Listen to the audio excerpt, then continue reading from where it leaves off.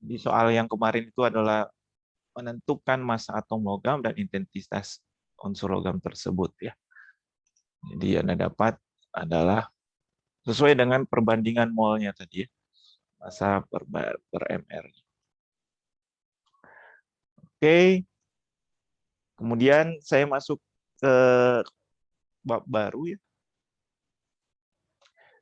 Bab barunya itu terkait persen komposisi, rumus empiris, dan rumus molekul.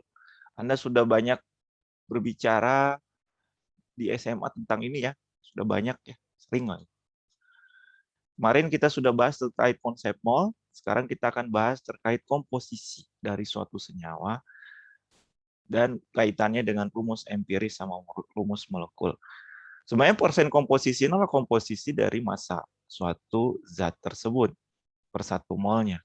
Anda tahu kalau satu mol karbon berapa gram? 12 gram kan? Ya, satu mol oksigen ada 16 gram. Jadi lihat komposisinya. Persen komposisi itu dilihatnya jadi persen masanya ya. Namanya persen pasti 100 dimisalkan adalah 100% atau 100 gram totalnya. Betul nggak? Betul, Pak. Ya. Jadi itu yang perlu Anda pakai dulu sebagai logika awalnya. Dan ada namanya rumus empiris, kemudian ada rumus molekul. Rumus empiris itu pasti rumus yang paling sederhana, senyawa yang paling sederhana, rumusnya yang paling sederhana, sedangkan rumus molekul itu bisa kelipatannya dari rumus empiris. Jadi kalau misalnya saya ambil suatu senyawa C2H, berapa persen C, berapa persen H di dalam ini?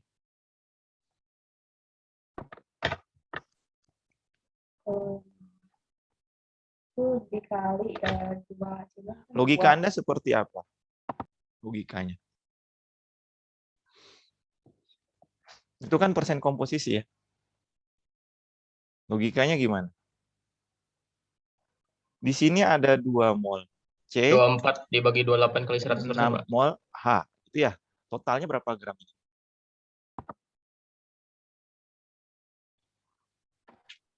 Ini dalam 1 mol C2H6. Berapa? 30, Pak. Hah? 30. 30 gram. Jadi ada 30 gram C2H6. Ya. Nah, berapa persen C ini adalah persen masanya? Persen massa nanti dikali 100% berarti kan? Berarti kamu bisa dapat berapa jumlah mol C-nya? 2 dikali. Berapa massa 1 gram C? 12 bagi massa total. 30 kali 100%. Tidak harus pakai rumus. Hanya logika. Sampai sini nggak logika Anda gitu ya? Totalnya berapa?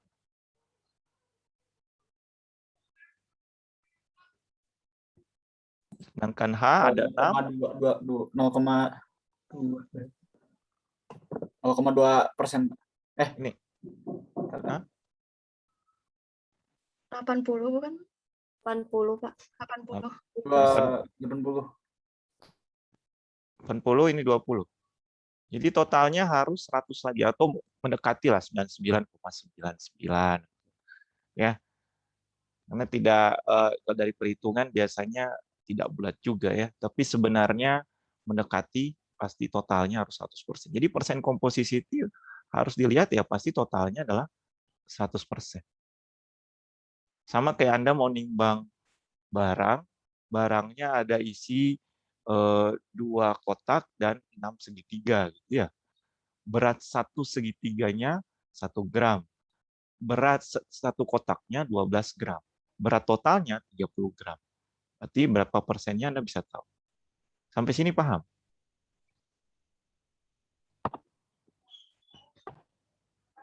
Ada yang mau nanya?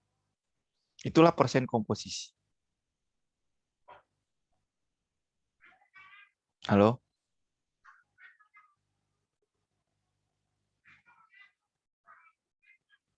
Jadi saya nggak ngasih definisi apa segala macam, tapi yang jelas persen komposisi ya berapa persen dalam bagiannya dalam suatu keseluruhan.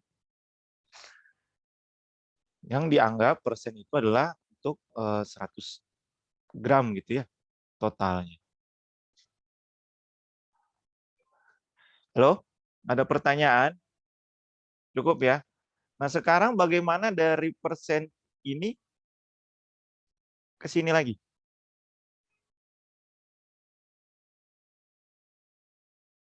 Halo?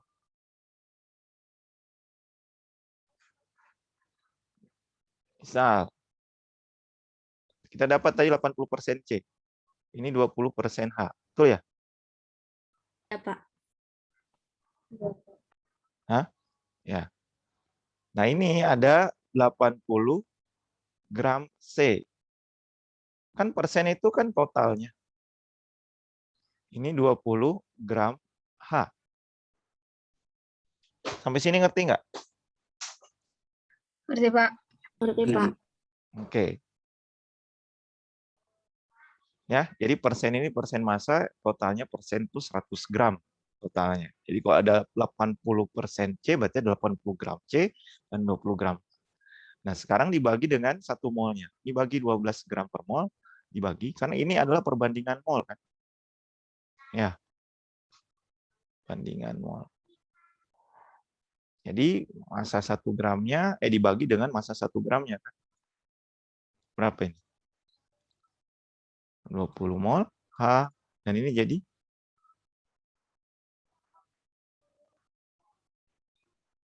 halo 15/2. langsung jangan pakai pecahan. 6,67 Pak. Berapa? 6,67. Hah? 6,67. 6,67 7. 6,67 mol C. Betul? Nah, sekarang ini adalah mol yang didapat dari 80 gram C dan 20 gram H. Betul nggak? Nah, sekarang dibagi dengan mol terkecilnya. Kenapa dibagi mol terkecilnya? Karena kita tahu di antara dua ini mol yang paling kecil adalah dari mol C kan? Sehingga kita bagi 6,67. Ini kita bagi 6,67 mol. Kenapa dibagi yang terkecil? Karena kalau dibagi dengan yang terkecil itu berarti mol yang paling yang ada paling terkecil itu dibagi dengan yang lain ya, komposisi yang lain. Biar kita dapat yang sederhananya berapa. Maka kita akan dapat perbandingan C dengan H itu jadi berapa? Sekitar 1:3 ya. Betul nggak? Ya. Nah, ini adalah rumus empirisnya. Nah, kalau rumus namanya kita rumus empiris. Kenapa? Rumus molekul yang paling sederhana. Karena C2H6 ini bukan rumus yang paling sederhana kan? Rumus empirisnya dia apa? CH3 kan? CH3, Pak. Jadi kita bisa dapat rumus empirisnya CH3. Sampai sini ngerti nggak?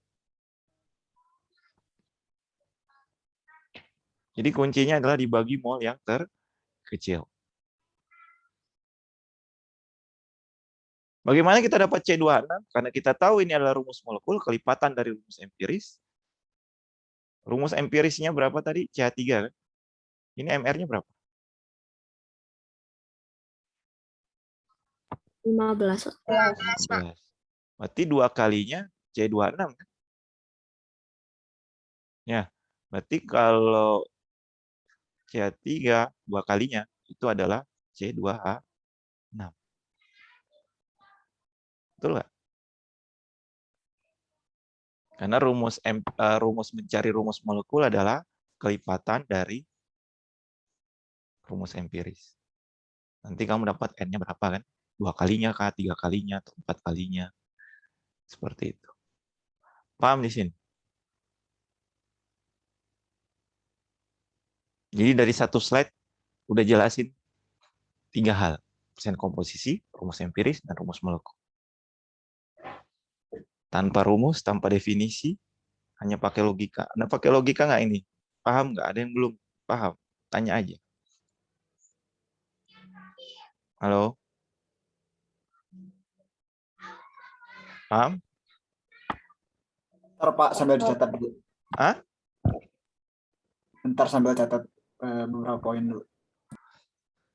Karena sehabis ini slide-nya adalah slide teorinya. Tapi sebenarnya dalam satu slide sebenarnya kita bisa simpulkan gitu ya. Kita bisa ya ambil suatu kesimpulan bagaimana cara menentukan rumus empiris, rumus molekul, dan persen komposisi. Tapi ini rumus empiris yang sederhana dari suatu senyawa ya. Karena ada penentuan juga rumus empiris yang tidak langsung dari hasil reaksi. Nah, nanti di sini ada juga penjelasannya. Oke. Nah, ini contohnya tadi ya, CH3 terus C26 ya. Jadi kita dapat 80 dan 20% untuk persen komposisinya, dan rumus empirisnya kita bagi dengan mol yang terkecilnya, kemudian kita dapat rumus empirisnya adalah CH3. C26 adalah rumus molekulnya, kelipatannya adalah 2 kali. Jadi persen komposisi ini saya tidak mau mengajarkan ke kalian karena nanti kalian hafal. Padahal logikanya saja sama kayak orang nimbang-nimbang berat badan atau barang gitu ya sebenarnya. Ya. Asal Anda tahu masanya per 1 molnya berapa dan massa totalnya untuk 1 mol senyawanya berapa. Jadi dari persen-persen ini kita bisa juga dapat rumus empirisnya ini. Nanti jadi CH3O ya kita dapat. C26O, sorry. Sudah itu rumus empirisnya. Jadi dari persen-persen komposisi ini, jadi kita akan dapat rumus empirisnya C26. Paham sampai sini? Coba aja. Dan rumus empiris adalah persen komposisi itu sangat erat kaitannya dan diambil perbandingan terkecil atom-atom penyusun senyawanya. Mol tiap atom menyatakan perbandingan jumlah atom senyawa. Jadi misalnya tentukan rumus empiris dari senyawa yang memiliki persen komposisi ini KMNO. Nah, Anda bagi dulu dengan massa 1 molnya masing-masing. Anda dapat perbandingan mol. Kemudian dari perbandingan mol itu Anda bisa bagi dengan mol yang terkecil. Mana yang mol yang terkecilnya? Yang mana? Halo? 0,6329, Pak. Ya, 6329 sehingga Anda bisa dapat perbandingan 114. Sehingga KMNO4 rumus empiris. Jadi kuncinya adalah dapat persen massa ubah ke mol, kemudian mol tiap unsur dibagi dengan mol terkecil, baru dirubah menjadi rumus yang sederhana. Pak, kalau misalnya tidak bulat gimana? Ayo. Pembuat soal itu pasti harus memikirkan perbandingannya harus mendekati bulat. Jadi kalau misalnya 2,8, kamu bulatin ya ke 3. Betul nggak? Atau 0,9 nggak apa-apa bulatin 1. Tapi kalau misalnya perbandingannya 1,5, kemudian 1 dan 2.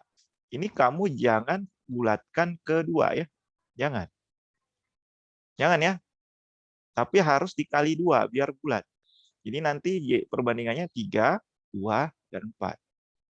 Paham? Halo? Paham, Pak. Jadi jangan dibulatkan. Kalau Anda dibulatkan ya salah. Soal-soal yang begini, ini soal-soal biasanya nomor 1. Nomor 1. Jadi ada senyawa X, Y, Z gitu ya. Anda harus tentukan senyawa itu. Itu namanya analisis kan. Dari persen komposisi diketahui atau rumus empirisnya diketahui. Atau rumus molekulnya misalnya. Baru dari senyawa ini, baru ke soal tentang reaksi dan yang lain-lain. Nah, penentuan rumus empiris juga bisa didapatkan dari secara tidak langsung, dari suatu reaksi yang menentukan nilai komposisinya. Ada alatnya namanya, karena hidrokarbon ada CHO analyzer. Jadi kita bisa tahu berapa jumlah karbon, hidrogen, dan oksigen di dalam suatu senyawa yang kita tidak tahu. Tapi dia mengandung hidrokarbon, mengandung senyawa CH. Ya, alatnya namanya CH analyzer. Nah, ini biasanya dikasih etanol, ada etanol, sampelnya dibakar, dipanaskan, kemudian nanti uapnya akan masuk ke sini. Ini ada adsorben namanya ya. Jadi penyerap, nanti dia akan menyerap H2O dan akan menyerap CO2. Nah, yang selebihnya itu sebagai oksigen. Nah, jika misalnya ada 11,5 gram sampel senyawa yang mengandung CHO, diduganya sebagai etanol dengan gas oksigen sekian dan CO2 sekian. Dengan gas oksigen menghasilkan 22 gram CO2 dan 13,5 gram H2O. Tentukan rumus empiris senyawa etanol. Kalau kamu lihat di internet kan sudah ada etanol. Benar nggak? Nah, masalahnya tidak akan keluar seperti ini soalnya kalau misalnya daring ya. Yang akan lebih banyak keluar adalah komposisi ini dan tidak diketahui itu senyawa apa. Nah, kita misalkan ini X, H, Y, Z. Saya tanya sekarang, ini reaksi apa ya? Pembakaran. Ya, namanya reaksi pembakaran. Ini satu yang kamu sudah tahu tentang reaksi yang sangat umum, yaitu reaksi pembakaran untuk senyawa organik yang mengandung hidrokarbon ya, CHO, S, segala macam. Itu pasti hasilnya CO2 dan H2O. Terkadang uap air juga ya, fasanya ada gas, ada juga uap air ya, liquid. Cair, ini kan uap air. Bisa juga fasanya liquid, gitu ya. Jadi ini adalah reaksi pembakaran, sifatnya pasti eksoterm. Nah, nanti juga belajar termokimia ngomongin tentang reaksi pembakaran reaksi eksotermik atau endotermik, dan juga yang dihasilkan adalah uap. Kebanyakan. Ya kalau dibakar sih jadi uap. Jadi kalau misalnya nanti di soal bagaimana caranya mendapatkan CO2, ya tinggal bakar aja senyawa organik kan, pasti dapat CO2. Atau di alam sudah ada Pak, sudah ada, bisa ambil. Tapi kalau misalnya kamu butuh CO2 ya bakar sesuatu, kamu akan dapat CO2 dan ya. Nah, komponen C ini akan diproduksi di CO2, betul nggak? Komponen H ini akan diproduksi oleh H2O. Jadi semua komponen H, semua komponen C itu diproduksi dari masing-masing senyawa. Kecuali O, kalau O ada semua. Sehingga kita harus bisa menghitung berapa persen C dan persen H dari hasil reaksi. Paham di sini? Nah, di sini kita dapat 22 gram CO2, berarti kita bisa cari. Ini massa totalnya kan jadinya. Tadi kan kalau persen komposisi, massa totalnya 100 gram kali 100%. Nah, sekarang massa totalnya 22 gram. Berarti kalau cari persen C dari CO2, gimana? 12 per massa 1 mol C dibagi massa 1 mol CO2 kan? Kali 22. Kali massa totalnya CO2. Berapa? Nah, di sini kamu bisa tahu berapa gram dari C dari 22 gram CO2. Paham nggak sih? Sama dengan yang H2O. H2O yang dihasilkan 13,5 gram.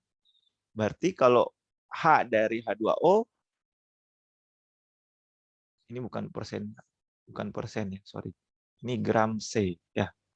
Nanti kamu dapat gram C. Kalau gram H2O berarti tinggal ini ada berapa mol H2? H2 kan? 2 dikali 1 per 18 kali 13,5. Sehingga kamu akan dapat 6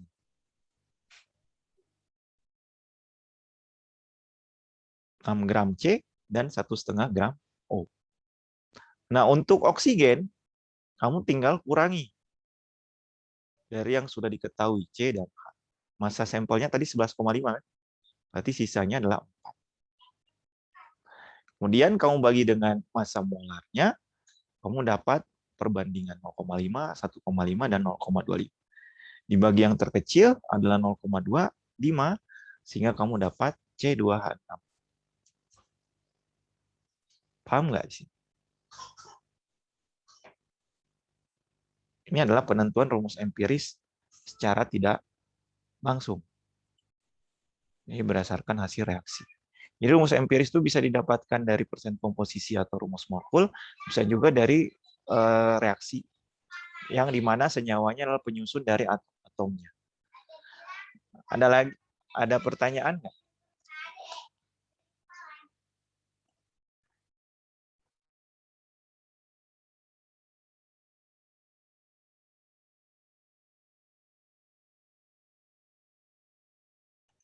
Ada pertanyaan?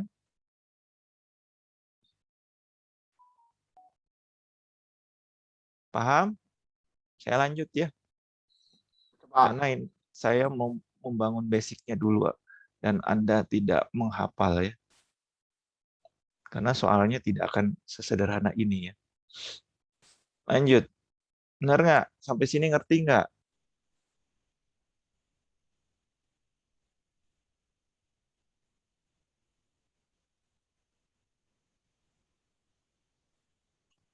Dan kalau bisa Anda sudah bisa, kalau bisa Anda bisa menjawabnya kalau soal-soal yang sederhana ini tidak sampai 1 menit.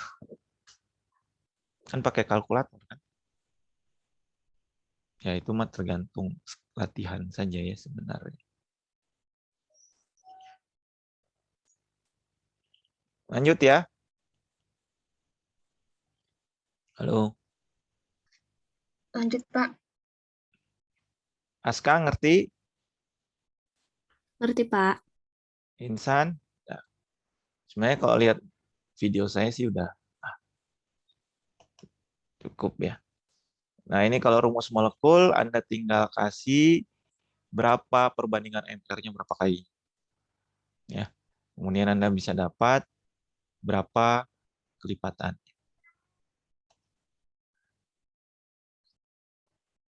Nah ini Anda sudah paham nggak?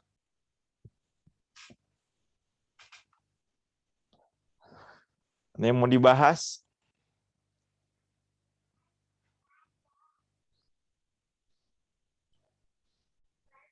Halo?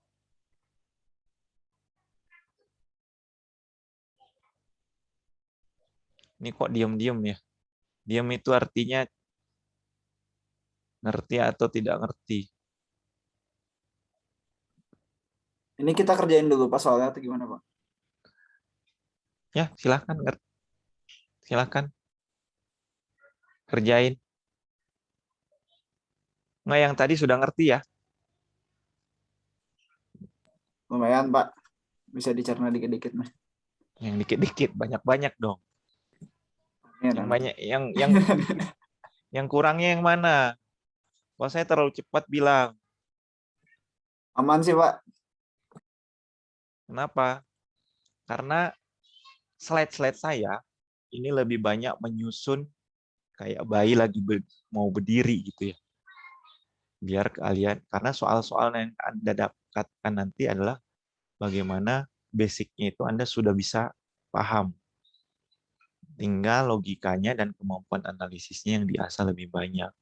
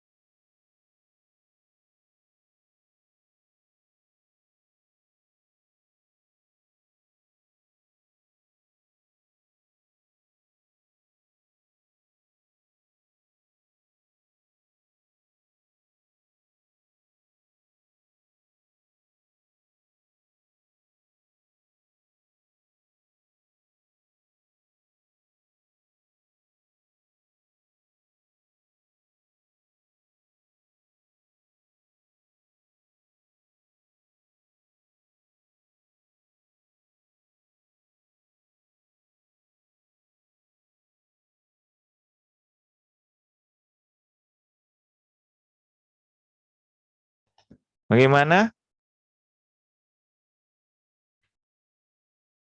Bisa menjawabnya?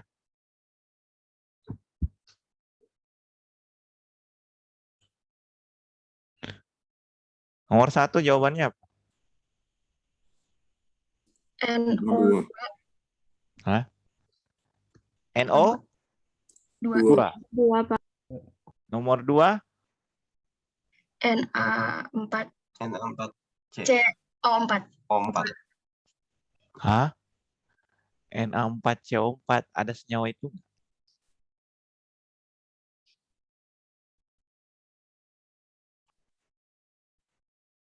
Ada yang salah.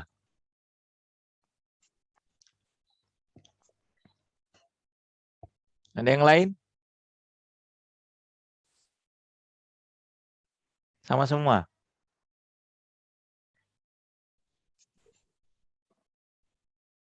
Oke, nomor 2 kita bold dulu ya. Nomor 3.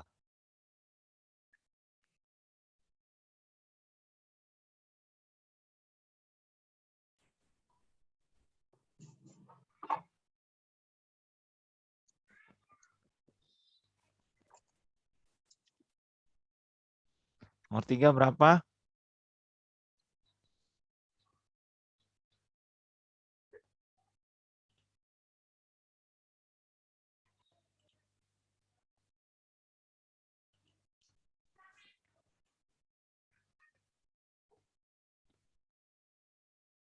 Hah? Belum ada.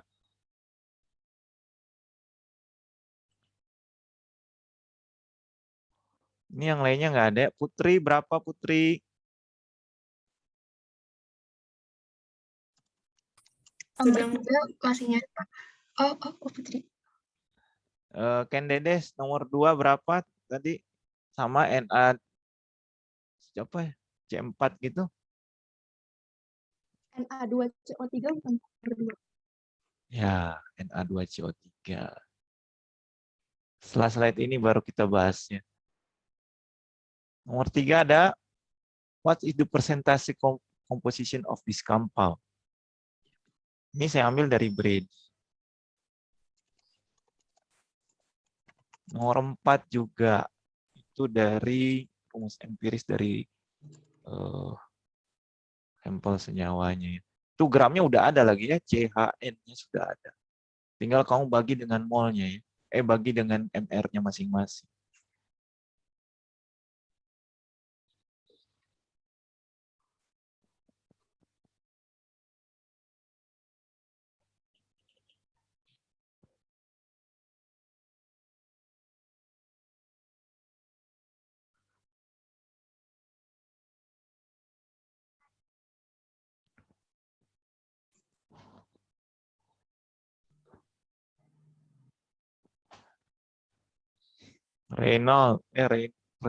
Renaldi.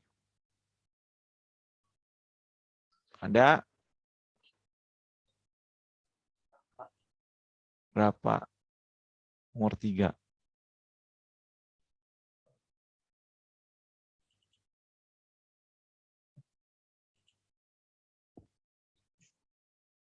Nomor 1, 2 udah oke.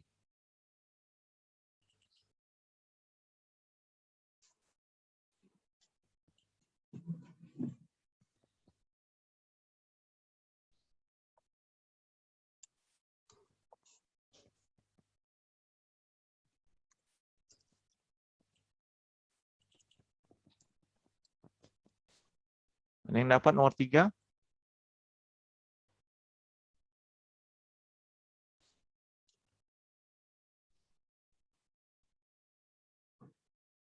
Skip.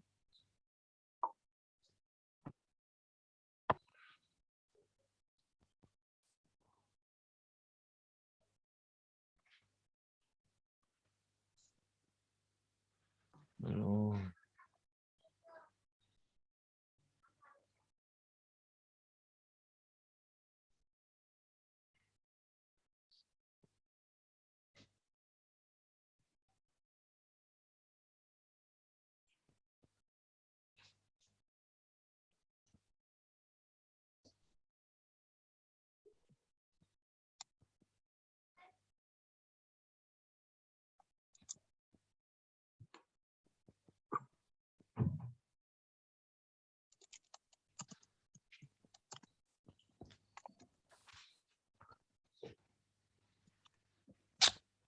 4 nggak ada, nomor 4. Nomor 3 nggak ada. Kalian harus mencoba ya.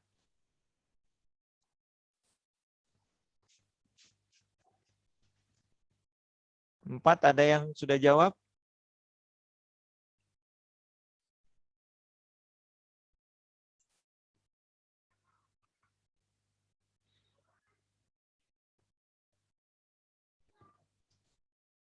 Sriana berapa, Sriana?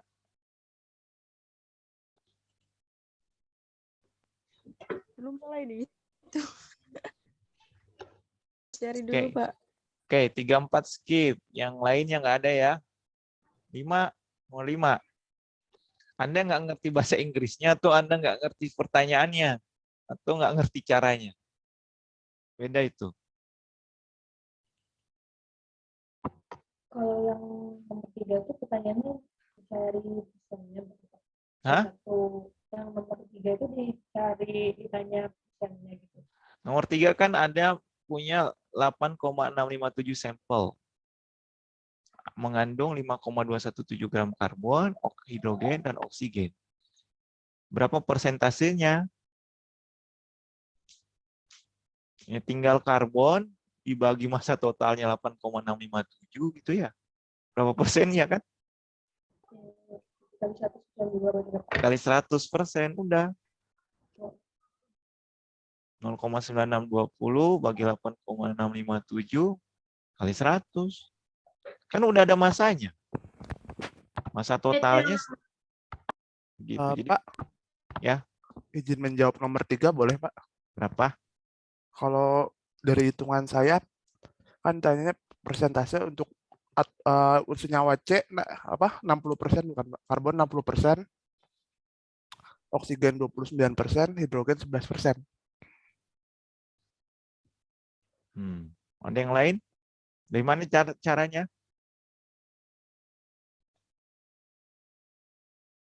Tinggal dibagi aja kan, Christoph? Dibagi terus dikali 100%, Pak. Iya, betul. Nomor 4 berapa?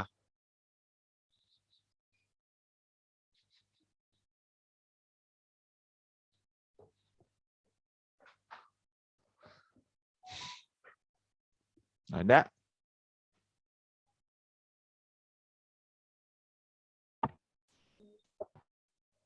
Nomor 5.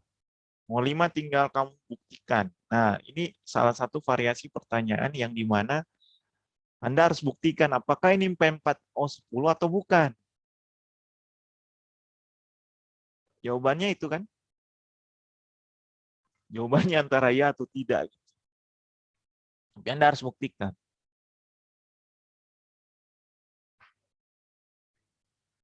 Jadi, nomor 5 bukan ya. Oke. Nomor 1, NO2. Nomor 2, tinggal dibagi dengan massanya, massa 1 molnya, kemudian tinggal bagi mol yang terkecil. Mol terkecilnya adalah C. Nah, dapat segini. Betul nggak? Halo? Iya, Pak. Betul, Pak. Jadi salah yang mana yang bicara N4C4 itu? Kemudian yang ini Anda dapat persen C-nya, H sama O-nya adalah C3H6O. Dan ditanya rumus, persen komposisi saja ya. Tapi kalau mau cari rumus empirisnya, ya bisa juga langsung C3H6. Kalau yang ini, Anda tinggal bagi dari sampelnya berapa masing-masing, Anda dapat persentasenya, kemudian Anda bisa cari rumus empiris. Bagi dengan massa 1 mol. Jadi ini dianggap mol ya. Nah, yang nomor 5, P4O10 bukan? Oh ya, 34 ini dapat nggak rumus empirisnya segini?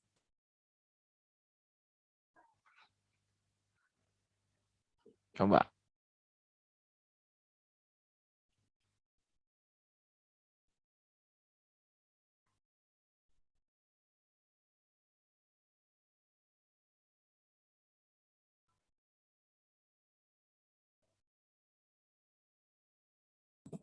Iya, Pak. Yang nomor 3. Nomor 4? Nomor 4, persentasenya ya tinggal dibagi masa sampelnya. Karena logikanya adalah sudah masa. Jadi masa sampelnya terdiri C, H, dan N, berarti tinggal bagi dengan masa sampel totalnya. Nah, untuk yang nomor 5, bukan P4O10, ternyata kamu dapat P2O3. Kamu bagi dengan masa 1 molnya, kemudian bagi mol yang terkecil, kamu dapat perbandingan 1:1,5. Nah, ini yang saya bilang jangan dibulatkan. Tapi yang 1,5 ini dikalikan agar jadi bulat. Ini jadinya 2:3. Jadi rumus empirisnya adalah P2O3. Dan bukan P4O10. Paham sampai sini?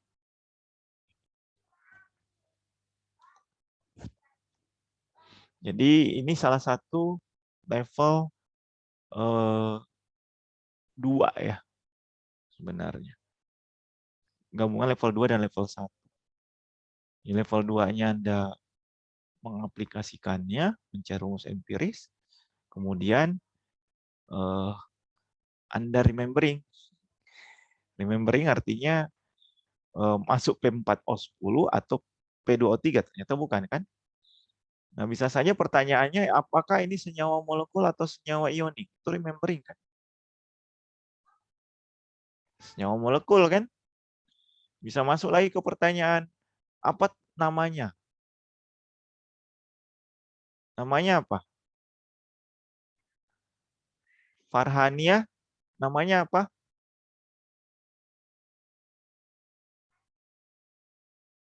Masih ingat?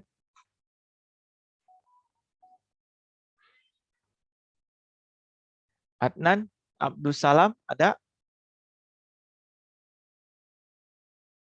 Namanya apa ini? P2O3.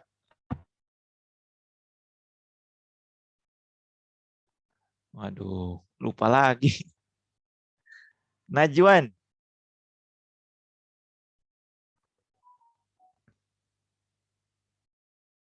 Aska. Tahu Aska? Di fosfor trioksida, Pak. Ya, di fosfor trioksida. Ya, jadi jangan lupa. Jadi bisa aja nyambung pertanyaannya ditambahkan ke sana.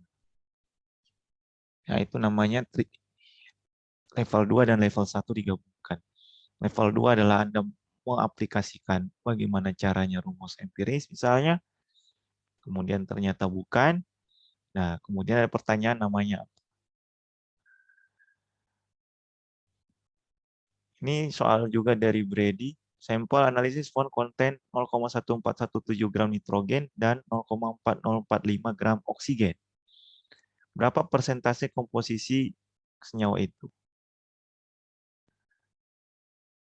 Yang Anda tahu masa totalnya adalah 0,5462.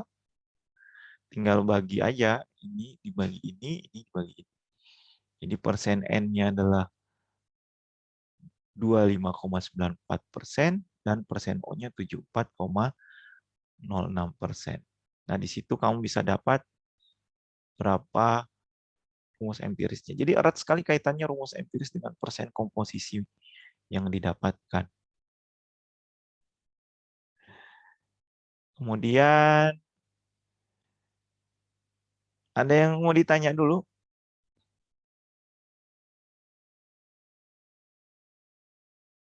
Oke. Nah, ini contoh yang lain, misalnya ada 836 argentit dan 736 perak. Ada massa 836 Ag2S, mengandung 728 gram Ag. Berapa persentase silver, Ag, dan sulfur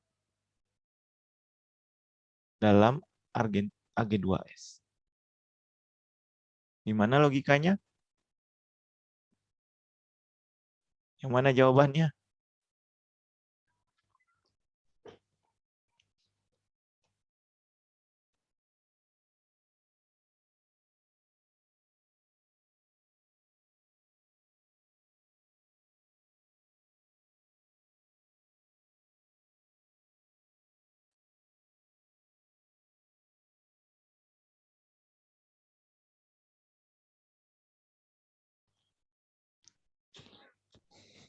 Silakan. Yang mana jawabannya? Yang B bukan, Pak. Yang mana? Yang Bandung, Pak. B. B. Delta. Bandung, Pak. B. B. Yang delta tidak mungkin ya, karena persen. Persen tidak mungkin seratusan lagi. Totalnya pasti 100%. Jadi persen komposisi untuk yang delta itu tidak mungkin. Ya. Pak. Yang E. Kalau di logika 728 dari 836 besar nggak ini silver? Besar. Pak. Besar. Jadi yang A tidak mungkin, yang C tidak mungkin, yang D tidak mungkin. Pilihannya antara B sama E. Betul ya? Tapi di logika pun juga, ini mendekati 836 kan, 728. Pasti gede sekali silver. Saya nggak ngitungin prediksi aja. Yang E, Dapat Pak. yang E. Pak. Ya, kalau kamu calculate ya seperti ini. Sebenarnya kalau kamu sudah tahu persen satunya, ya tinggal dikurangi 100, itu persen yang satunya lagi. Pak izin bertanya. Hmm. Yang 2 di AG itunya nggak pengaruh atau gimana, Pak? Enggak, karena bukan mol kan. Oh, Yang kemarin yang kita tadi kalikan itu adalah apa? Jumlah molnya kan. Nah, ini sudah dikasih tahu ada 728 gram AG. Berarti masanya untuk 2 mol AG itu kan segitu. Paham nggak? berarti kalau massa lihat unsurnya aja, Pak. Ya. Jadi lihat misalnya lihat yang diketahui. Kalau yang diketahui sudah gram AG, ya udah berarti itu untuk 2 mol. Kalau tadi yang H2O kan, berapa gram H dalam sekian gram H2O. Ya kita lihat mol di H2O ada berapa. Mol H di H2O ada 2 kan. Berarti 2 mol H dikali massa 1 mol ya kan. Dibagi dengan massa totalnya si H2O. Kemudian kali massa yang didapatkan dalam H2O. Kalau ini Ag-nya sudah ada massanya. Massa totalnya sudah ada. Ya berarti tinggal Anda cari persentasenya. Nggak usah lagi dikali molnya. Paham nggak, Aska? Jadi molnya, kapan kita cari mol, kapan kita tidak menggunakan mol, kalau misalnya masanya sudah diketahui, masa yang ada. Tapi kalau masa satu unsurnya gitu loh. Paham, Mas, Kak? Jadi yang 728 gram itu buat 2 mol AG ya, Pak? Iya. Oh iya. Terima kasih, Pak. Kalau kita bandingkan MR-nya ya baru kita bisa tahu itu untuk berapa mol kan. Tapi ini kan udah massa dengan massa gitu ya. Jadi yang ditimbang 836, yang diketahui ada Ag itu 728, udah pasti itu untuk 2 mol. Oke, itu terkait rumus empiris dan persen komposisi dan rumus molekul. Ada pertanyaan nggak sampai sini? Pak, boleh bertanya? Hmm. Kalau misalnya dalam soal isi persen komposisi yang ditulis berapa angka di belakang desimal, Pak? Kamu udah belajar angka penting? Tergantung. Kalau nanti jawabannya say,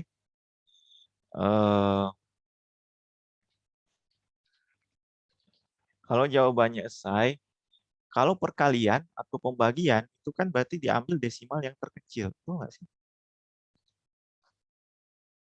Halo? Kalian belajar nggak waktu itu di SMA? Kalau desimal ada 3 desimal dikali desimalnya 2, ambil yang 2 ya. Halo? Ya, Pak.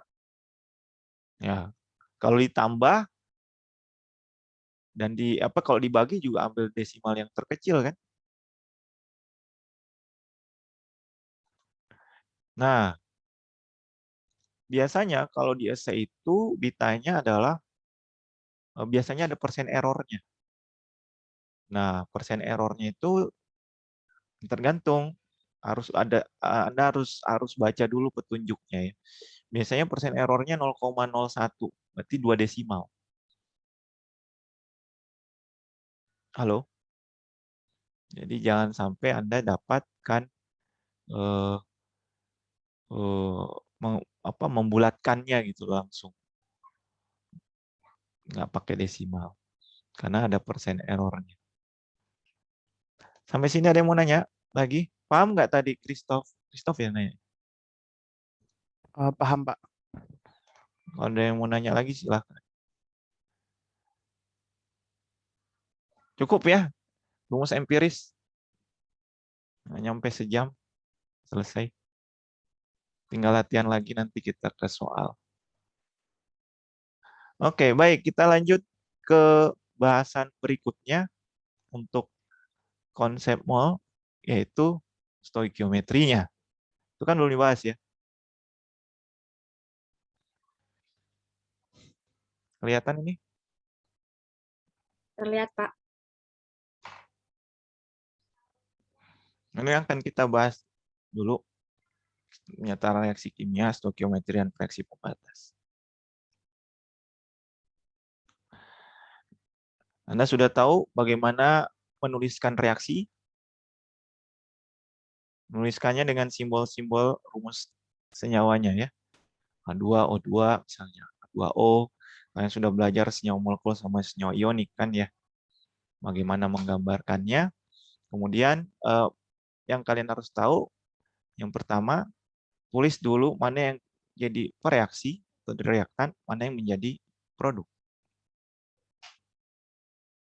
Biasanya di soal itu ada soal cerita. Nah, soal cerita itu Anda harus ya klasifikasikan mana yang di reaktan, mana yang ada di produk. Ya, paham? Setelah itu, kalau kamu sudah tahu, tuliskan wujudnya. Padat, cair, gas, liquid, atau aqueous. O2 ini kita tahu pasti adalah gas, ini adalah gas. Ya, H2O juga gas, kecuali kalau dikondensasi atau ada keterangannya jadi air, jadi liquid. Ya, halo? Paham di sini? Setelah itu baru setarakan. Jumlah atom di kanan harus sama dengan jumlah atom yang ada di kiri. Jadi, cara membaca persamaan reaksi itu, Anda harus paham yang pertama adalah ada dua atom kalau reaksi ini ada dua atom Mg dalam satu mol dan direaksikan dengan satu molekul O2. Molekul kan? Ada dua atom Mg menghasilkan dua senyawa MgO atau unit MgO. Atau 2 mol Mg ada ditambah 1 mol O2 menghasilkan 2 mol MgO. Benar nggak?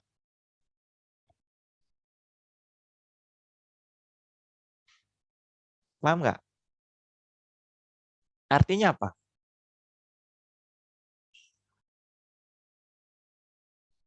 Halo.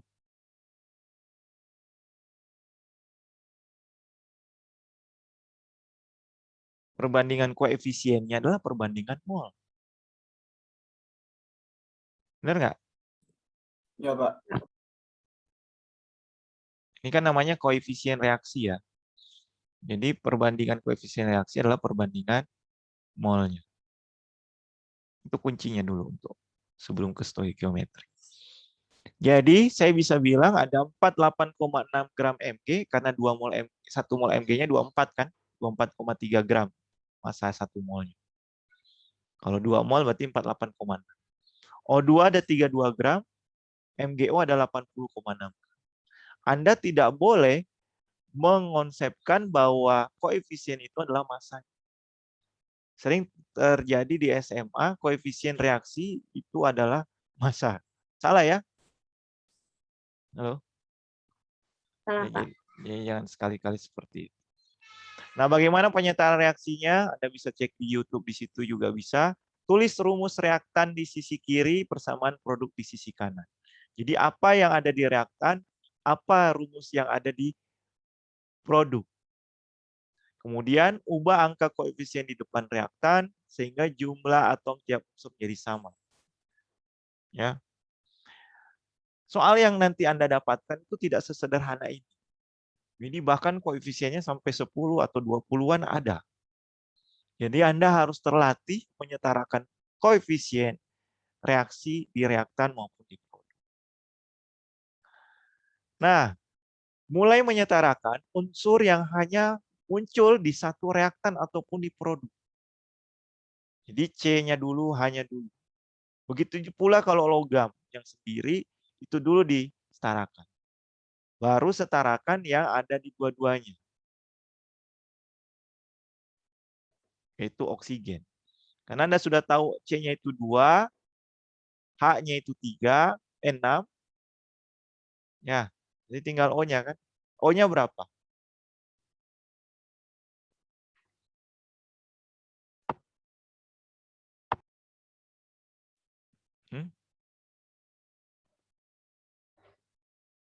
O-nya berapa di kiri?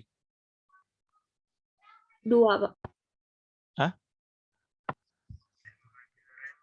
2, Pak. Ya, jadinya kalau setara berapa?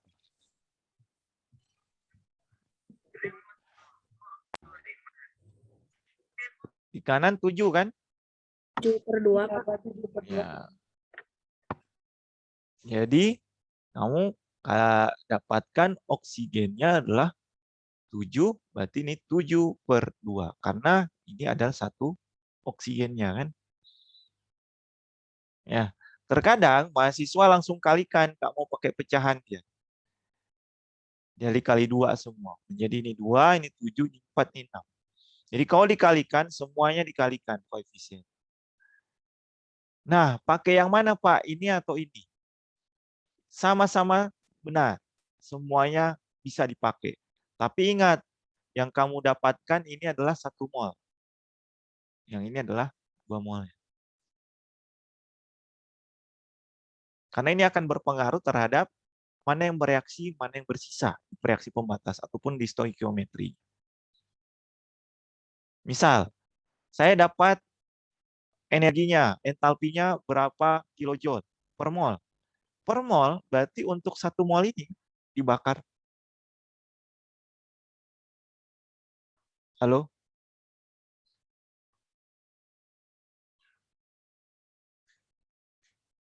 Jadi kalau saya punya energi, Anda kan biasanya berapa per mol kan? Kalau berapa per mol, berarti untuk 1 mol senyawa C26 ini untuk dibakar. Perubahan energinya seperti sekian. Tapi kalau dia jadi 2, kamu harus bagi 2.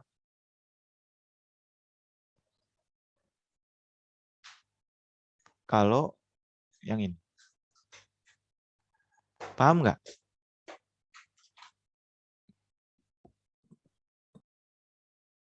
Joshua, paham nggak? Siapa? Paham. Jadi, jangan terkecoh ya. Jadi kalau misalnya kita dapat energinya kilojoule, berapa energinya per 1 molnya? Ya kalau reaksinya itu memang dia awalnya koefisiennya 1 mol, ya berarti tinggal kilojoule per mol. Tapi kalau Anda kalikan, biar pecahannya hilang, itu akan jadi 2 mol, Anda harus bagi 2 untuk bisa jadi kilojoule per mol. Karena itu adalah energi untuk per 1 molnya. Jadi harus dibagi koefisiennya yang digunakan. Jadi akan jadi 2 kali lipatnya gitu ya, energinya. Nah, tahap terakhir adalah pastikan tiap unsur memiliki jumlah atom yang sama di kedua sisi. Ya. Udah, setelah itu baru ke stoikiometrinya. Jadi Anda harus setarakan dulu, yang penting sekali. Ini yang saya banyak temukan mahasiswa mengulang kimia dasar, mengulang ya, nyetarainnya aja salah. Saya bilang, kalau kamu nyetarain salah, gimana mau masuk ke laju reaksi, kesetimbangan, gimana mau masuk ke elektrokimia? Nggak penting itu, nggak guna jadinya kalau kamu nggak ngerti menyetarakan. Makanya saya bilang, kalau mol bab 1 sampai bab 4 Anda paham, atau molekul ion, mol stoikiometri, terus reaksi redoks dan asam basa, reaksi dalam pelarut air, Anda paham, saya jamin Anda bisa lulus. Tapi lolos ya, bukan lulus. D atau C gitu. Jadi artinya dasarnya ini yang penting. Nah, kalau dia nggak bisa ngereaksiin, itu kan sudah salah satu menyetarakan saya nggak bisa, apalagi mau ke stoikiometri. Mau hitung panjang-panjang, setaranya salah kan nggak guna. Benar nggak? Kalau di ujian, luring, ada mahasiswa yang jawabnya lengkap sekali, tapi salah nyetarain reaksi. Coret. Poinnya cuma 1 dari 10 misalnya. Ya gimana? Karena setaranya salah. Jadi perhatikan baik-baik. Yang pertama adalah penyetaraan. Paham sampai sini? Ya, nggak akan berguna perhitungan Anda kalau penyetaraannya sudah salah.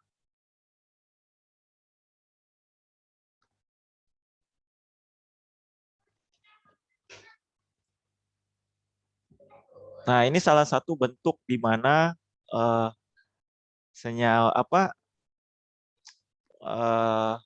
soal cerita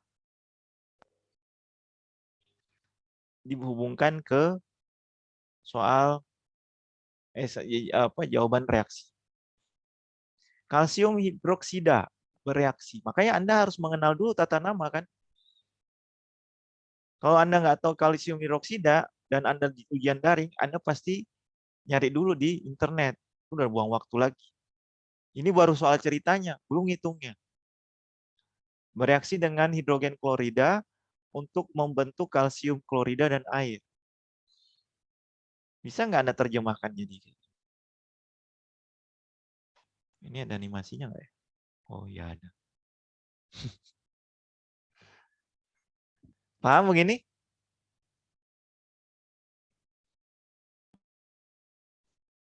Silver nitrat atau perak nitrat. Perak nitrat apa?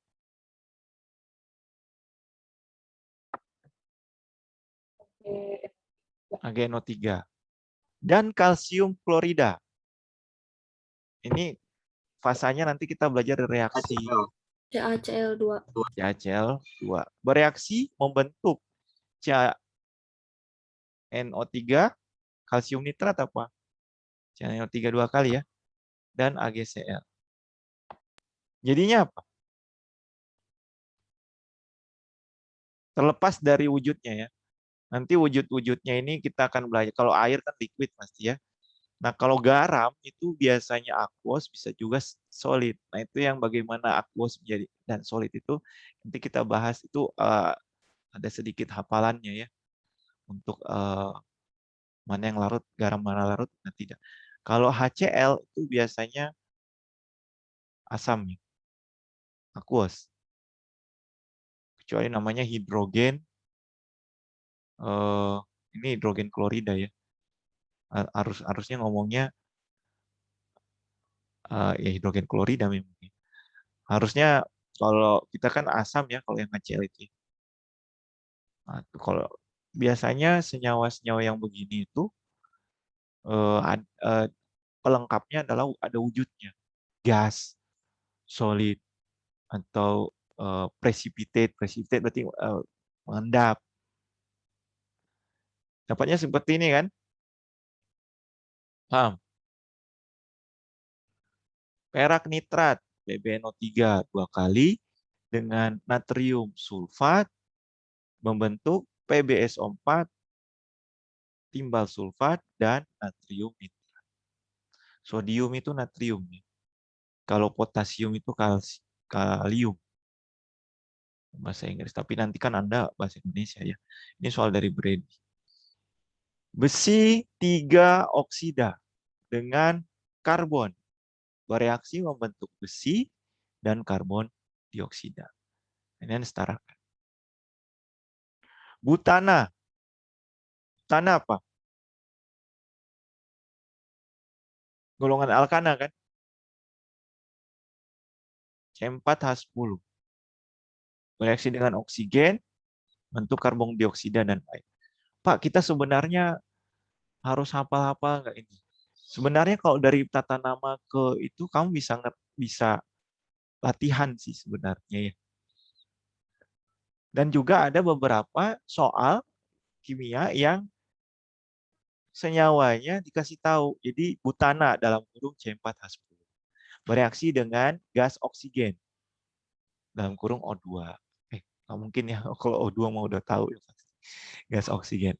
Karbon dioksida dan air. Jadi kalau ada senyawa-senyawa yang jarang atau kamu nggak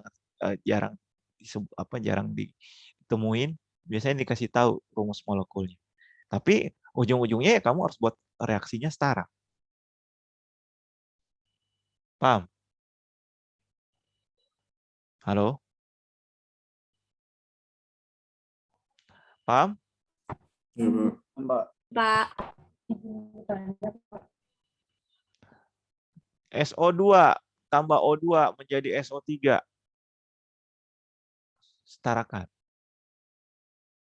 NaCO3 tambah H2SO4 jadi Na2SO4 dan H2O. Nah,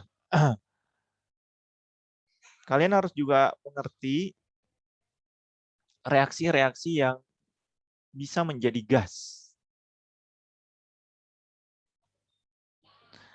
Jadi biasanya dari ujian asam ya. Jadi oksida non logam. Jadi H2CO3 ini kan bereaksi harusnya jadi Na2SO4 sama H2CO3 kan. Nah, H2CO3 itu tidak stabil. Dia menjadi H2O liquid dan CO2. Ada juga namanya H2SO4. Dia menjadi H2O liquid dan SO2. Tapi H2SO3 sorry. Gas. Ini. Jadi dia akan menjadi gas SO2. Kemudian ada namanya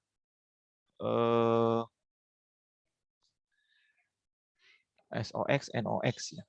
Ada juga namanya HNO3. Ini adalah H2O dan jadi NO2. Tapi jarang sekali terjadi. Yang sering adalah ini karena memang H2CO3 ini tidak stabil. Nah, inilah menjadi polutan di udara kan. COX, NOX, SOX gitu ya. Nah, kalau dia berubah bertemu dengan air, dia akan jadi asam. Makanya namanya ujian asam kan. Ya. Jadi polutan-polutan gas ini akan kembali lagi menjadi asam dan asamnya juga bisa terurai menjadi air dan gas. Oke, ada pertanyaan sampai sini? Mau nanya, Pak. Oke, lanjut. Bilang ya kalau tanya. Masalahnya saya nggak bisa lihat muka Anda. Saya nggak ngerti Anda nyimak atau tidak, nggak tahu. Ya. Yang jelas, saya lanjut. Kalau tidak tahu, kalau diem. Absen sudah dibuka, silakan. Bisa? Absen? Bisa, Pak. Baik, kita masuk ke stoikiometri. Stoikiometri dasar. Stoikiometri itu kita Bapak, punten Pak. Tadi ada apa? yang pengen bertanya. Si Oh, Ken. nanya apa? Silakan. Siapa yang nanya? Mau nanya, Pak. Kedengaran belum, Pak? Oh, makanya tadi bilang enggak. Ah, ternyata mau. Ya, kenapa? Kedengaran belum, Pak? Ya, kedengaran. Ini kalau ujian gitu, misalnya boleh bawa tabel kation anion gitu buat Pak? Kalau ujian bawa Tabel yang daftar nama kation sama anion. tabel periodik wajib. Kalau yang anion kation itu Pak? Tabel kation anion? Iya. Nggak ada, nggak boleh. Tapi kalian kan ujian daring ya. Ujian daring ya pasti bisa ya. Kalau ujian daring kan nggak ada, maksudnya pengawasannya tidak seketat luring ya.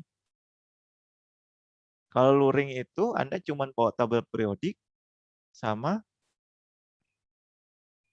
kalkulator sama alat tulis, wajib itu.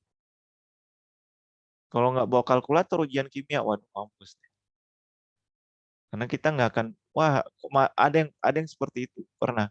Dia nggak bawa kalkulator, jawabannya semua dalam pecahan. Bayangkan mau persen, terus persen komposisi pakai pecahan kan gimana caranya gitu. Harus bawa kalkulator. Ya. Kemudian kalau pakai yang pasnya tadi kation anionnya apa, itu harus latihan sendiri. Kebanyak kalian senyawa itu kalian tata nama. Itu kalau luring nggak ada. Kalau daring untungnya ada kan, untungnya bisa ngelihat. Makanya yang keluar untuk senyawa untuk yang seperti itu makanya tidak akan ada yang didapatkan di internet. Kamu tinggal ketik kan di internet ada kan namanya. Jadi biasanya kalau tata nama yang saya pernah ngomong Garamor, pernah ya? Pernah, Pak. Nah, biasanya tata nama yang seperti itu. Jadi kita ngomongin Garamor, ada ininya. Anda kan kalau cari Garamor, yang kalau nggak disebutin Garamor, langsung senyawa itu kan bingung. Mau cari di internet, maksudnya tidak langsung ada gitu. Dan tata namanya juga langsung tata nama yang bahasa Inggris kan, bahasa Indonesia. Kan kationnya ada lebih dari 2. Yang seperti itu. Yang tidak langsung didapatkan dalam internet. Ada juga dosen bilang, boro-boro mau cari di internet, Pak. Dapat sinyal aja udah bagus. Tapi kan ini kalau kita lihat ya, karena kita pertama kali ujian daring itu kan sudah waktu tahun lalu ya. Jadi kita kasih lihat ujian 1 itu yang masih bisa dilihat di internet pun masih sedang lah. Apalagi yang tidak betul-betul di internet hanya tidak ada gitu, tidak bisa didapatkan jawabannya, harus dihitung. Tapi ujian 1 itu memang rata-rata teorinya masih banyak ya. Pada hitungannya ya stoikiometri seperti ini. Jadi kalau Ken Dedes tadi bilang pakai saja. Saran saya nanti kalau kalian ujian ataupun kuis, daripada kalian harus buka-buka slide atau buka-buka catatan, mending buat 1 atau 2 lembar itu isinya poin-poinnya dari tiap bab yang akan diujikan. Itu selalu saya minta ke anak yang mahasiswa saya, dan alhamdulillah paling tinggi se-Cirebon. Jadi ada FITB, FTI, FTTM ya. Saya ngajar salah satu dari mereka selalu paling tinggi rata-ratanya dibanding sama daring ya. Ya karena memang ya itu tadi sudah prepare dari segi mana yang perlu dipelajari, dan variasi soalnya saya akan kasih lebih banyak daripada yang biasa. Oke, stoikiometri. Stoikiometri ini kalian harus melihat berdasarkan persamaan reaksi kimia yang setara. Jadi ini harus setara dulu. Ya. Terus konversi jumlah zat yang diketahui ke mol. Jadi kalau yang diketahui adalah massa, misalnya, atau jumlah partikel, yang Avogadro itu, atau molekul. Nah, ini harus rubah dulu ke mol. Dari mol baru Anda bandingkan koefisien. Nah, ini sudah ada. Nah, setelah itu Anda baru konversi dengan satuan lagi yang diminta. Ke massa kah, jumlah partikel kah? Paham? Halo?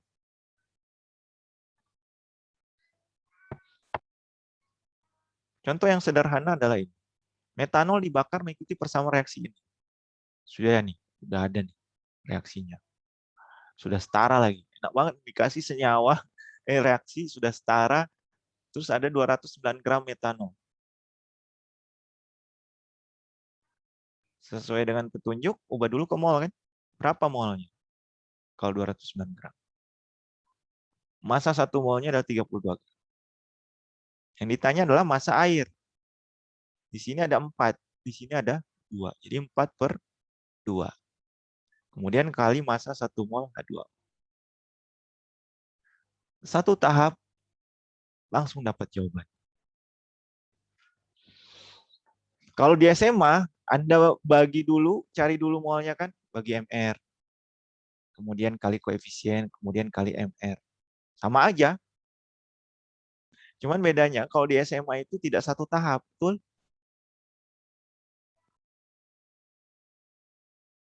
Halo? Iya, Pak. Benar ya? Karena kenapa tidak satu tahap? Pengaruhnya itu di pembulatan. Nanti kita lihat reaksi pembatas yang ada di SMA lakukan sama di kuliah. Bedanya adalah di pembulatan. Kalau di SMA kamu cari molnya dulu berapa angka di belakang koma kan. Kemudian habis itu bandingkan koefisien. Ada berapa di belakang koma, kemudian berapa di belakang koma. Akan ada pembulatan. Dan hasilnya akan tidak terlalu sama dengan mirip tapi tidak eksak sama. Mungkin 234,89 gitu. Bisa saja. Nah, kalau langsung satu begini, Anda langsung dapat satu angka. Paham? Itu bedanya cara konversi satuan sama cara rumus. Paham ya? Ada yang mau nanya? Nadia mau nanya? Aska mau nanya? Belum ada, Pak. Ada. Putri Farania Zulfis ada? Ada, Pak. Ada ya.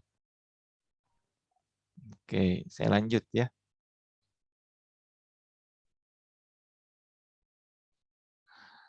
Oke, kita masuk ke reaksi pembatas. Stoikiometri itu. Jadi nanti tinggal latihan saja. Reaksi pembatas itu artinya ada yang suatu reaksi yang dimana reaksinya diketahui masing-masing komposisinya. Kalau ini kan salah satu ya. Ini aja atau yang ini. Jadi kalau ini diketahui tinggal bandingkan koefisiennya, dapat molnya bandingkan koefisiennya baru cari yang diminta. Nah, kalau yang ini ada masanya tertentu atau ada jumlahnya tertentu, ada molnya tertentu. Misalnya ini 3 gram. Ini 2 gram. Nah, ini pasti akan ada yang habis, ada yang bersisa kan?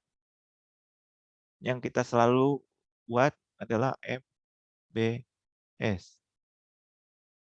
Betul nggak? Mula-mula, apa itu M? Mula-mula Masa mula-mula. bereaksi Sisa. dan sisa. Jadi ada yang habis, ada yang bersisa, ada yang bereaksi. Ini adalah kalau kita bilang sebagai nanti kalau kalian pun berkecimpung dengan industri kimia ataupun hal yang berkaitan dengan kimia,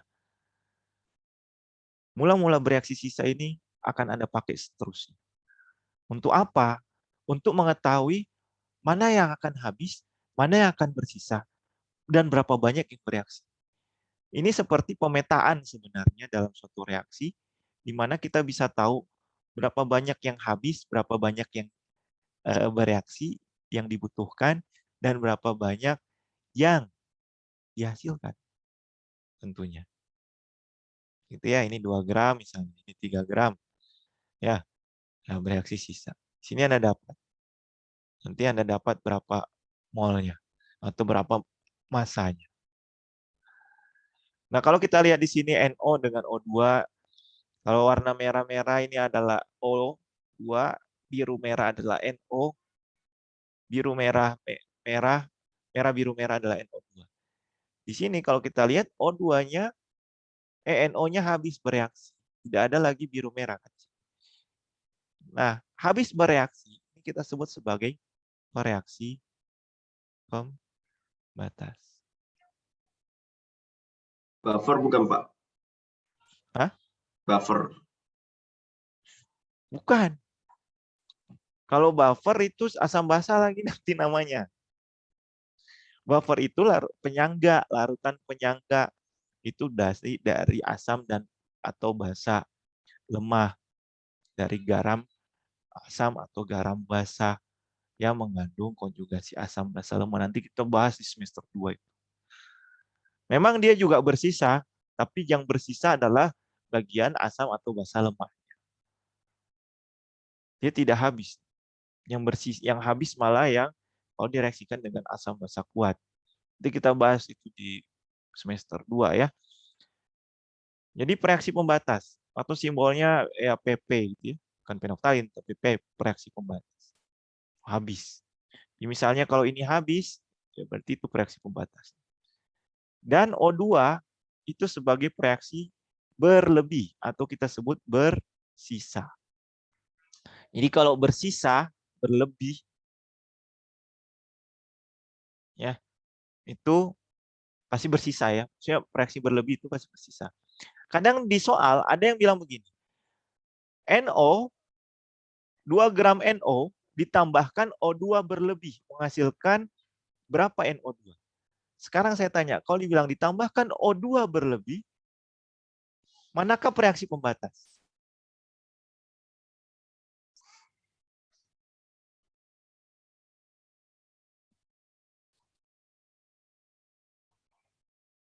Halo? NO, Pak. NO. Nggak usah dihitung, udah pasti yang sisa adalah yang sisa pasti O2, yang habis adalah NO.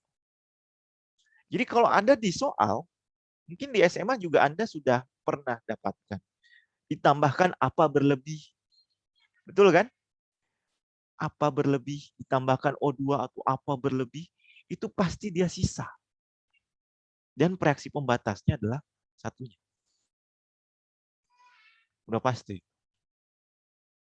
Nggak usah lagi ngitung. Bahkan berlebih itu tidak diketahui komposisinya. Jumlahnya. Ya udah pasti itu akan sisa gitu loh. Nggak usah dihitung. Karena yang reaksi pembatas ini, yang habis bereaksi, ini semua akan menjadi produk. Benar nggak? Semuanya terkonversi menjadi produk. Kemudian, paham nggak yang saya bicarakan tadi?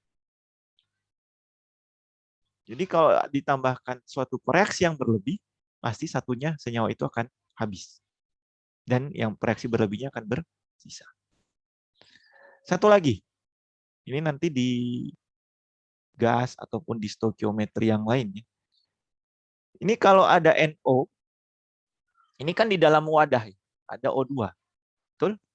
Sekarang ada O2 dan NO2. Betul nggak?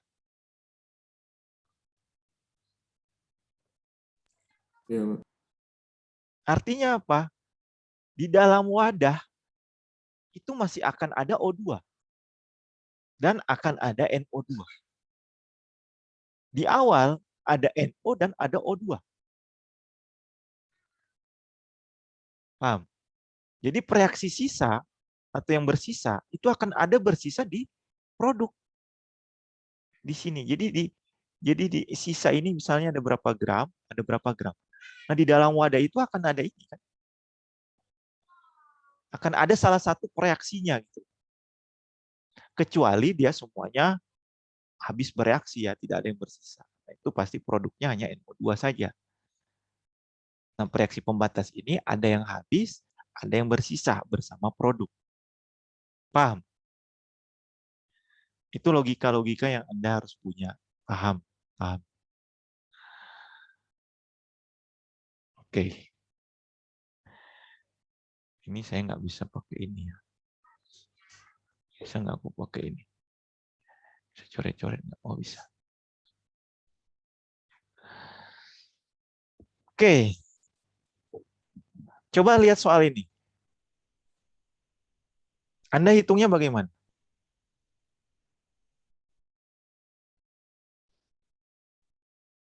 Kalau di SMA.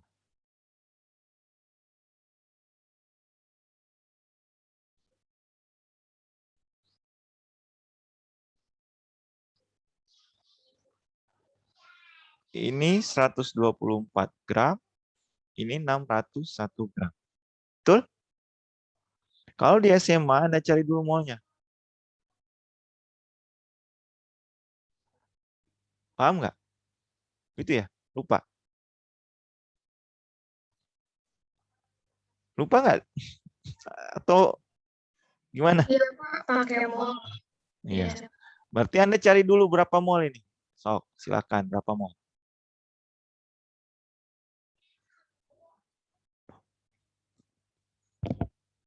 Berapa mol?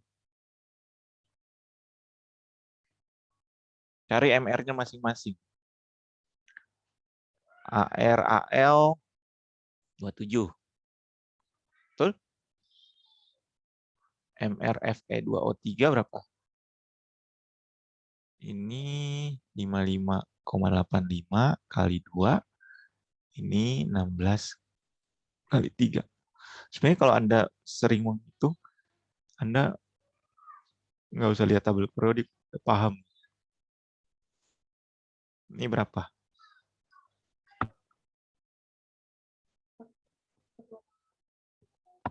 Hah?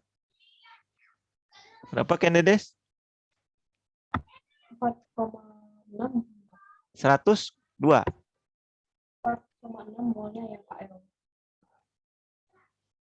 Ayo yang lain berapa? Saya nggak dengar. Mol AL Pak, mol AL-nya 4,6. Mol AL-nya berapa? 4,59 Pak, yang mol AL-nya. Oh ya.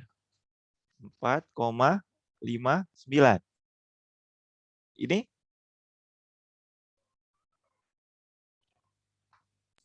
159,7. molnya berapa? 600 gram. Ini bukan 55,82, berapa? Berapa MR-nya Fe3O4, Fe2O3? 159,7 Pak. Ya, chat aja. 3,75. Jadi 3,75, betul? Nah, biasanya kalau di SMA Anda kalikan dengan koefisiennya kan? Betul ya?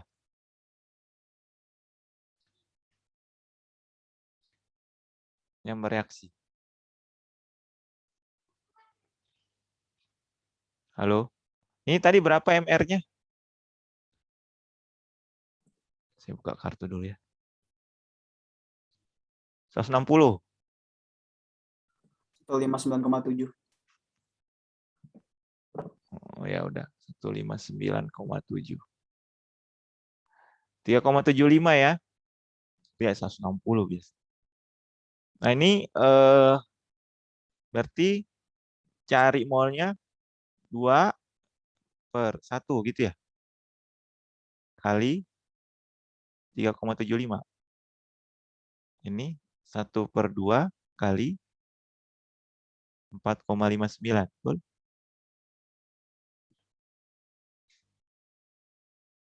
Dari mana? Saya punya 2 mol. Bereaksi dengan 1 mol Fe2O3. Berapa kalinya dari 3,75 mol Fe2O3? Gitu kan? Yang ini saya punya 1 mol. Dari 2 mol Al bereaksi yang memiliki 4,59 mol. Begini kan? Nah, ini akan habis. Kepake semua dia. Harusnya yang kepake berapa? 7 komaan ya. Dan yang ini berapa?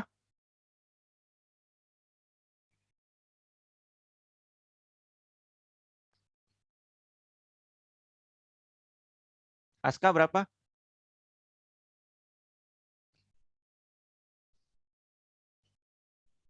Nah, ini ada berapa mol?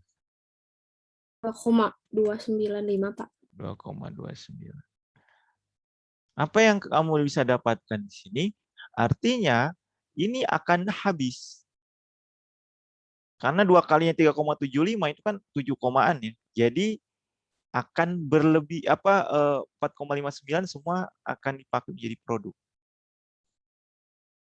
Ya. Nah, sekarang mol Fe-nya ini berapa? Kita sudah tahu mana reaksi pembatas, ini kan HL. HL reaksi pembatas. Yang sisa adalah Fe2O3. Betul? Mol Fe-nya kita ambil mol yang terkecil kan ya? 2 kali 2,259. Betul? Betul, Pak. Sehingga jadinya berapa mol? Hah? 4,59. Apa? 4,68. 4,68 mol. Oke. Mol apa? Mol Fe. Nah, yang ditanya adalah massa Al2O3. Oh, salah. Yang ditanya yang ini. Saya kira yang ditanya Fe. 2,295 Pak. kali 12 berapa nih? 102 ya?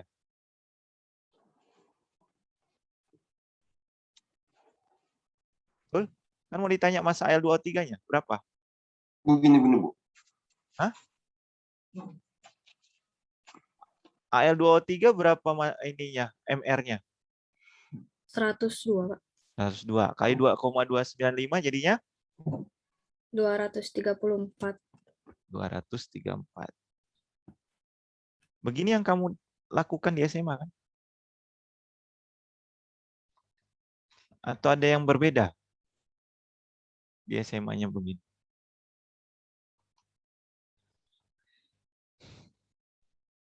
Sampai sini ngerti nggak? Begini kan di SMA? Halo? Iya, Pak. Oke. Kita keep yang ada Anda lakukan di SMA ya. Nah, saya akan ajarkan kalian bagaimana mengkonversi satuannya dengan membandingkan mana yang bersisa, mana yang bereaksi, mana massa awal dengan perbandingan massanya. Ini saya hapus dulu.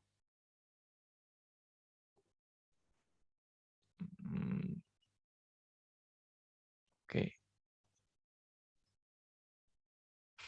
Tadi jawabannya adalah 2, 3, 4 gram.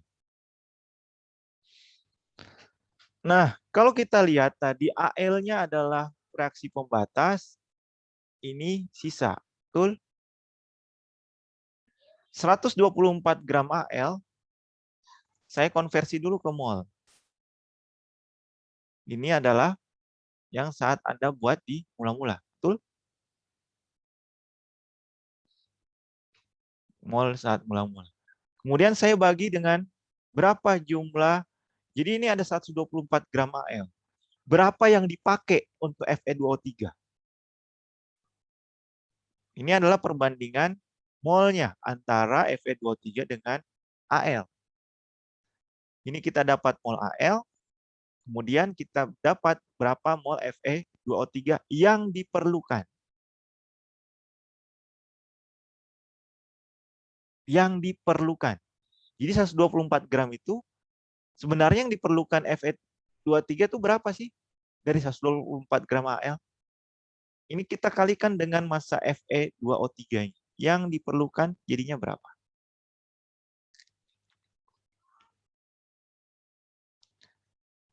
367 gram Fe2O3. Jadi dari 124 gram Al, ternyata hanya diperlukan 367 gram Fe2O3 yang bereaksi.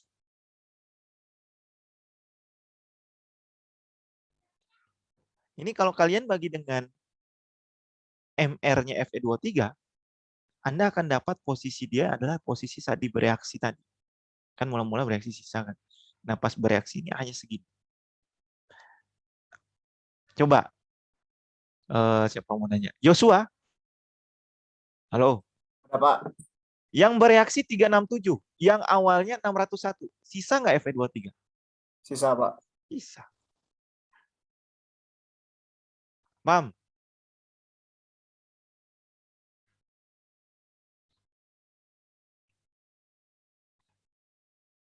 Satu sisa, satunya habis. Langsung dapat Anda reaksi pembatasnya.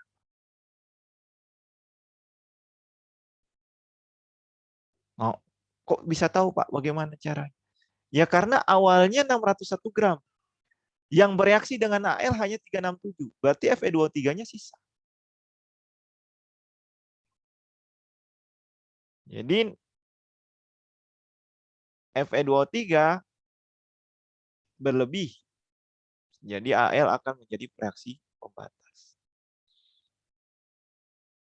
Jadi kalau satu sudah dapat, satu sudah sisa, satunya pasti habis. Nah, coba dari 601 gram Fe23. Ada rubah dulu ke molnya, kemudian mol yang diperlukan, dan massa Al yang diperlukan untuk 601 gram Fe2O3. Kita dapat 202,8 yang dibutuhkan untuk bereaksi dengan 601 gram F23. Kita dapat 202,8 gram Al. Awalnya ada berapa Al? 124 kan?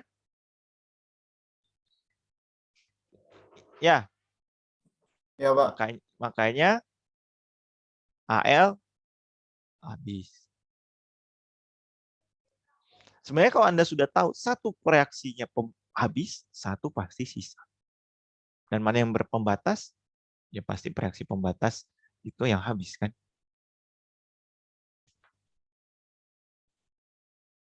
Nah, pengertiannya tadi, yang habis, molnya, atau semuanya, masanya, itu akan jadi produk. Betul?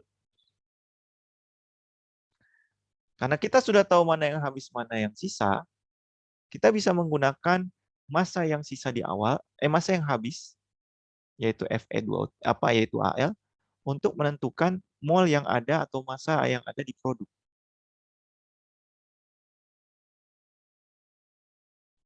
Dari 124 gram Al, saya rubah ke molnya. Tinggal bandingkan koefisien dengan Al2O3, 1:2. Saya kalikan dengan massa Al2O3, dan saya langsung dapat dalam satu tahap sama dengan yang kalian dapatkan.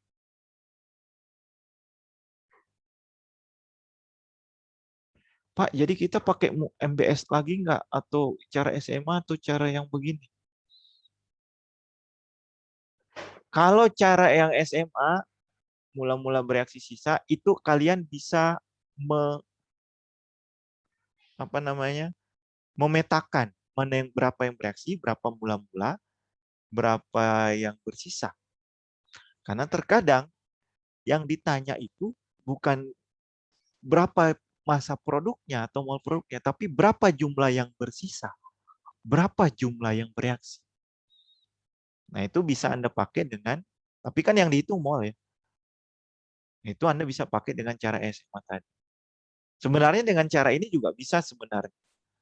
Karena Anda dapatkan yang sisa. Jadi sebenarnya yang bereaksi kan segini. Ini kan yang akan dapat Al yang bereaksi kan. Ya enggak? Yang sebelumnya lagi adalah Fe2O3 yang bereaksi kan. Bisa saja pakai ini. Tapi dengari perbandingan massa atau mol. Pak, kalau yang diketahui ini 2 mol Al, ini 3 mol Fe2O3. Perhitungan Anda lebih mudah. Anda tinggal bandingkan koefisien kan. Ini jadi nggak usah. Tinggal bandingkan mol awal sama mol yang bereaksi. Bisa juga. Kalau massa ya berarti konversi dulu kan, massa baru ke mol, baru bandingkan koefisien, baru konversi lagi ke massa yang diperlukan.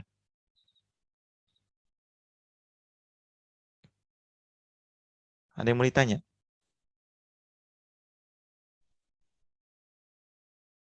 Besok kita ke variasi-variasi soalnya ya. Sekarang kita masih dasarnya ya, kayak bayi masih bagaimana cara berdiri gitu ya. Bagaimana cara duduk. Anda belum saya ajarkan bagaimana cara berjalan. Karena kalau berjalan ya beda-beda kan. Ini dulu aja. Paham nggak? Ada yang mau nanya?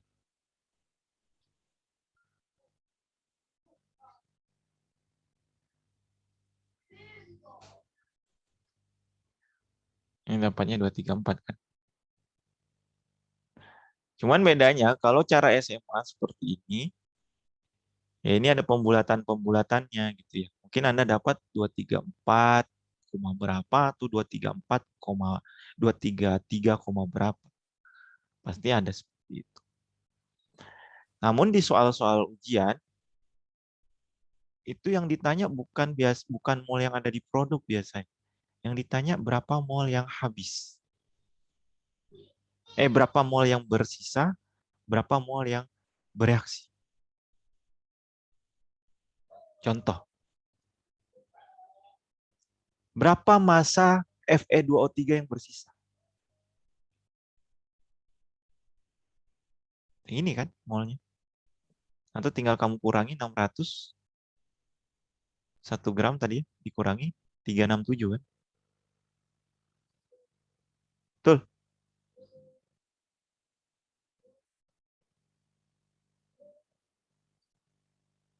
Halo.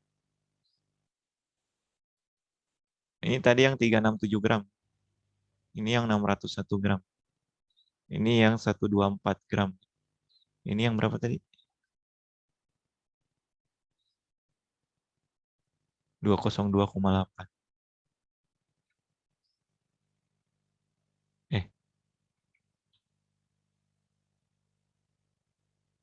Ini. Ini yang 202, betul nggak?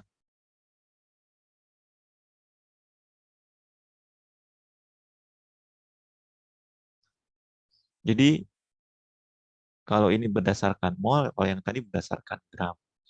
Kalau misalnya yang diketahui memang gram, kita bisa bandingkan gramnya. Kalau molnya di awal diketahui, ya berarti kita bandingkan antara molnya. Paham nggak? Aku mau nanya, Pak. Ya. Aku agak lupa yang ini tuh 2/1 sama 1/2 itu dapat dari mana sih, Pak? Ini. Iya. Berapa mol yang di AL saat bereaksi? Itu dari perbandingan koefisien kan? Mol yang ditanyakan dibagi mol yang diketahui dikali mol yang diketahui. Dikali yang diketahui ya kan? Diketahui yang sebelahnya gitu. Ini juga sama. Kalau yang ini kan yang diketahui adalah ada berapa mol Fe2O3? 1 kan? Ya, Pak. Yang Oh, ya, bereaksi udah ngerti, 2 Pak. mol. Kali yang diketahui dari yang bereaksi 4,59. Oke, makasih, Pak. Ya. Yang lain?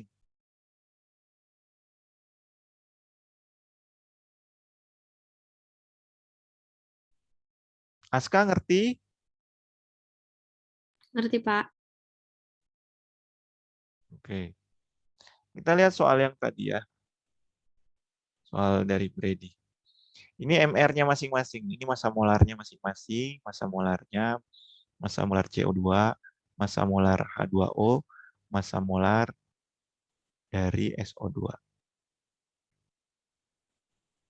Coba berapa menit Anda dapat? C2H5SH 8,51 gram. Bereaksi dengan 2,4 gram O2. Berapa massa SO2?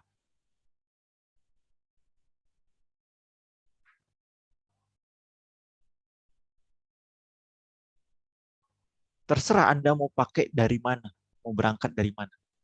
Saya mau berangkat dari sini, boleh. Saya mau berangkat dari sini, boleh. Saya mau berangkat dari C2H5SA, boleh? Boleh. Coba dulu ke molnya.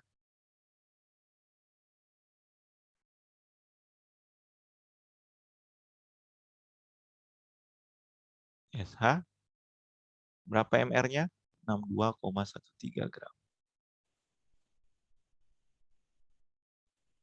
Oke. Kemudian kali dengan O2 berapa? 9 mol. O2 bagi 2 mol C2H5SA. Berapa MR-nya O2?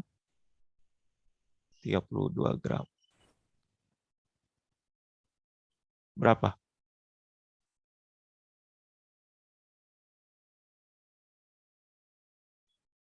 Berapa, Rio? Ayo, kalkulator.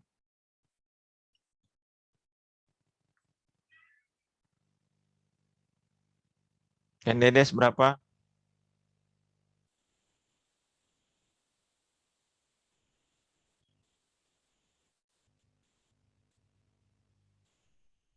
Atau saya mau mulai dari O2 boleh?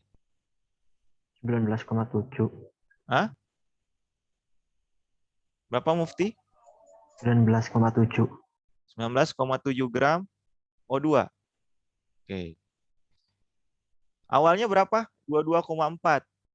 Yang bereaksi berapa? 19,7. Berarti O2-nya sisa.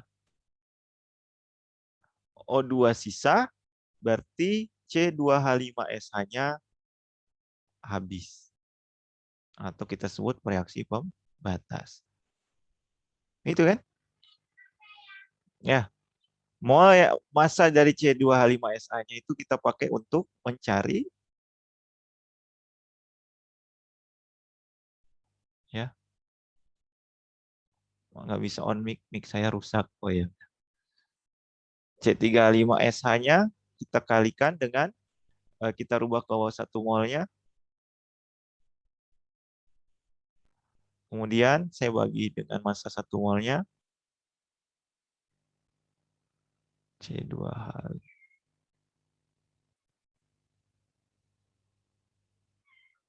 Kemudian saya kali berapa molnya dengan SO2. Bagi dengan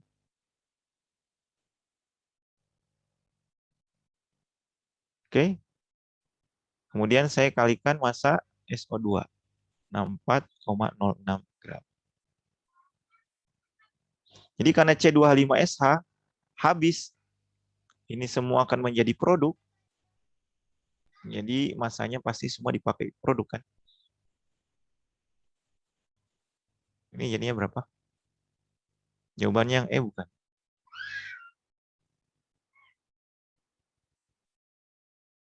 Halo?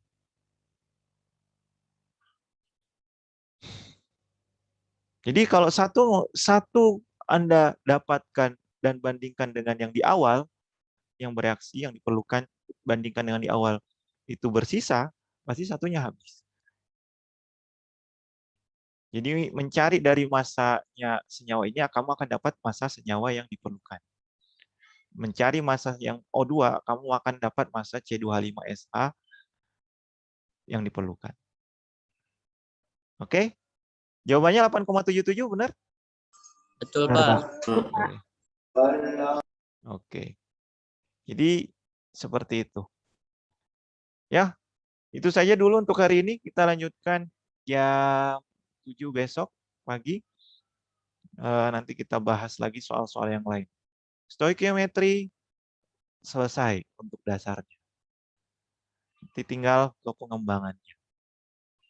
Ya, silakan latihan-latihan soal yang ada.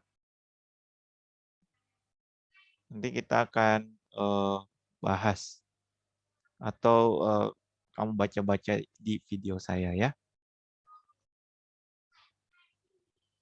Oke, paham sampai sini? Bab 2 sudah selesai.